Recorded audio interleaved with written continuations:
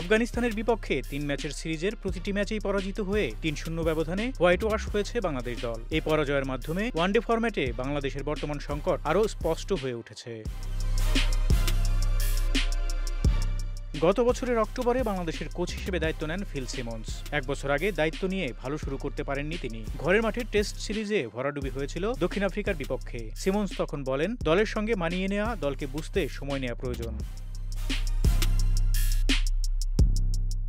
এরপর আফগানিস্তানের বিপক্ষে ওয়ানডে হেরেছে বাংলাদেশ। ওয়েস্ট ইন্ডিজে একটি টেস্ট জিতলেও ওয়ানডে সিরিজে হোয়াইট ওয়াশ হয় দল। তবে টি-20 সিরিজে ৩-০ ব্যবধানে জয় পায় টাইগাররা। পরে চ্যাম্পিয়ন্স ট্রফিতেও খারাপ করে দল। শ্রীলঙ্কায় হেরেছে টেস্ট ও ওয়ানডে। টি-20 ফরম্যাটে তবু কিছু ভালো ফল আসলেও ওয়ানডেতে বারবার হতাশায় ডোবাচ্ছে বাংলাদেশ।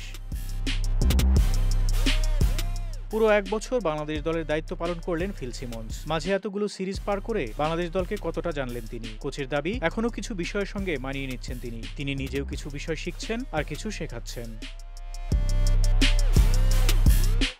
ফিল সিমন্স বলেন, দলের অধিকাংশই তরুণ খেলোয়াড়, তাদের পরিণত করার চেষ্টা চলছে। তবে আপনারাও জানেন, বাংলাদেশের অন্যতম সেরা হওয়ার সুযোগ রয়েছে।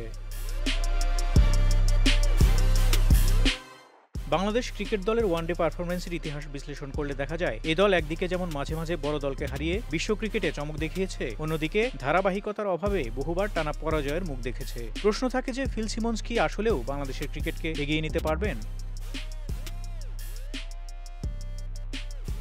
ফারুক শিমুল, ঢাকা এক্সপ্রেস।